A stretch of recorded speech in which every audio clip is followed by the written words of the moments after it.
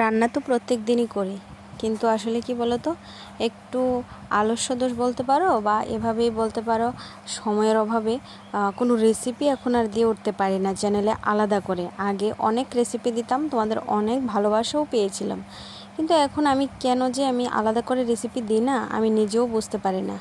আসলে মন মেজাজ সবসময় ভালো থাকে না, তো এই জন্য আর কী দেবো না কী দেবো চ্যানেলে বুঝতে পারি না। তো চলো আজকে একটা রেসিপি শেয়ার করি, সেটা হলো পাস্তা রেসিপি। তো এই যে দেখো, আমি পাস্তা নিয়ে নিয়েছি, কাঁচা লঙ্কা, পেঁয়াজ, তারপরে ডিম নিয়ে নিয়েছি।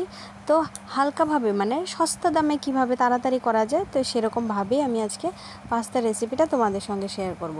তো এখানে দেখো, আমি কুকারের মধ্যে জল নিয়ে নিয়েছি, এর মধ্যে আমি দিয়ে দেব মানে রিফাইন অয়েল যেটা, তো সেটা আমি একটু দিয়ে দিলাম। তাহলে কি হয়, পাস্তাটা যখন সেদ্ধ হয়ে যাবে তখন একটা গায়ের সঙ্গে একটা লেগে থাকবে না। তো দেখো, আমি যেহেতু বাড়িতে একটু গেস্ট আছে, তো সেহেতু আমি একটু বেশি পরিমাণেই নিয়েছি। তো এখানে 5-6টা ডিম আমি এখন ফেটিয়ে নেব ভালো করে। এটার মধ্যে নুন হলুদ দিয়েই ভালো করে আমি ফেটিয়ে নিয়ে ডিমটাকে তুলে রাখবো, একদম ঝুরঝুরে বানিয়ে তারপর আমি তুলে রাখবো। তো এখানে আমি দিয়ে দিলাম একটু গুঁড়ো লঙ্কা দিয়েছি, কারণ হলো যেন ডিমটার মধ্যে টেস্ট আছে, ডিমটার মধ্যে টেস্ট আসে। দেখো, আমি তুতলে যাচ্ছি কথা বলতে বলতে, অনেক দিন রেসিপি শেয়ার করি না, তো এই জন্য এরকম হয়ে যাচ্ছে। এখন আর মানে কথা বলতে গেলেও যেন আটকে যায় এরকম। তো দেখো, এখানে আমি দিয়ে দিলাম সাদা তেল। বন্ধুরা, তোমরা যে যার মতো তেল দিতে পারো, অনেকে সর্ষে তেল দিয়েও করে, বাট আমি সাদা তেলটাকেই এরকম টিফিন বানানোর জন্য আমি ম্যাক্সিমাম সাদা তেলটাকেই প্রেফার করি, যার যেটা ভালো লাগে তো সেটাই। তো এখানে দেখো, আমি ডিমটা দিয়ে দিলাম। এবার আমি ভালোভাবে ডিমটাকে নেড়ে চেড়ে ভেজে আগে নামিয়ে রাখবো। তারপর এই যে দেখো, বাইরে কিন্তু প্রচণ্ড বৃষ্টি হচ্ছে। তো বৃষ্টি বলতে কি, অন্ধকার কালো করে বৃষ্টিটা আসছে, আর এই সময় যদি পাস্তা টিফিনটা হয় সন্ধেবেলা, উফ মানে জমিয়ে খাওয়ার মতো। তো দেখো, এখানে আমার পাস্তাটাও সেদ্ধ হয়ে গেছে। তো এখানে আমি নামিয়ে নিয়েছি। এবার পাস্তাটাকে কিন্তু আমি ঠান্ডা জলে দেব, ঠান্ডা জলে ঢালবো। এই যে দেখো, আমি একদম মানে ট্যাপের নিচেই দিয়ে দিয়েছি। তাহলে কি হয় বন্ধুরা বলো তো, তাহলে পাস্তাগুলি আর একটার গায়ের সঙ্গে একটার গায়ে লেগে থাকবে না, বা আমি যখন কড়ার মধ্যে দেব, এটা যখন ভাজবো তখন অনেকটাই ঝুরঝুরে থাকবে। তো এই যে দেখো, আমার পাস্তা একদম পুরো রেডি হয়ে গেছে। দেখেছো পাস্তাগুলি কত মানে ঝরঝরে হয়ে গেছে। তো চলো এবার কড়ার মধ্যে তেল দিয়ে রান্নাটা শুরু করি। তো এখানে আবারও দিয়ে দিলাম সাদা তেল। তারপর আমি এর মধ্যে কিন্তু পেঁয়াজগুলোকে একদম কুচি কুচি করে কাটিনি, একটু মোটা মোটা করে কেটেছি, যেরকমটা আমরা চিলি চিকেনের জন্য কাটি সেরকমভাবে আমি সাইজটাও বলে দিলাম।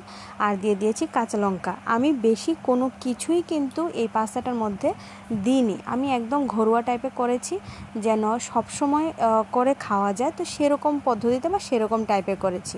অনেক বেশি স্পাইসেস দিলে কি হয়, ব্যাপারটা অনেকটা স্পাইসি হয়ে যায়, ঘরে বাচ্চা বলো বা আমরাই বলো, বয়স্করাই বলো, খেতে পারি না। কি হয় বলো তো, মানে অ্যাসিডিটি হতে থাকে কিছুক্ষণ পর থেকে।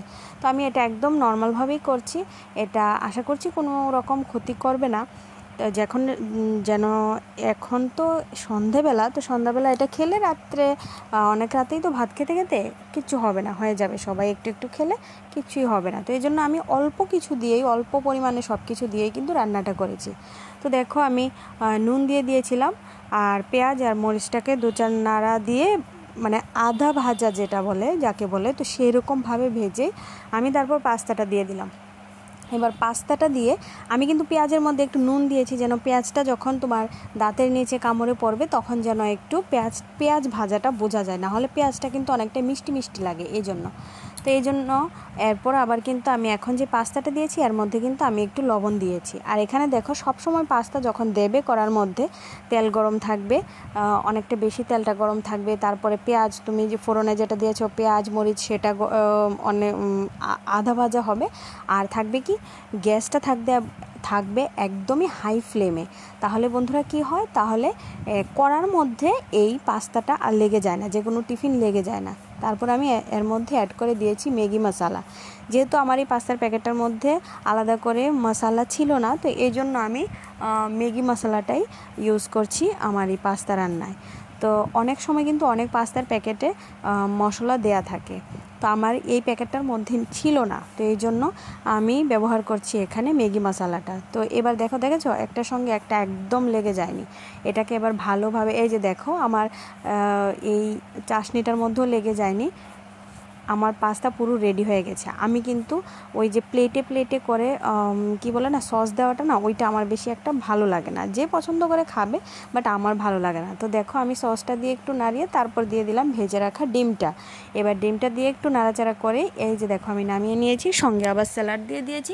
এবার স্যালাড সহকারে এই পাস্তাটা খেতে তো দুর্দান্ত। তো কেমন লেগেছে তোমরা অবশ্যই কমেন্টে জানিও, আর পাশে থেকো।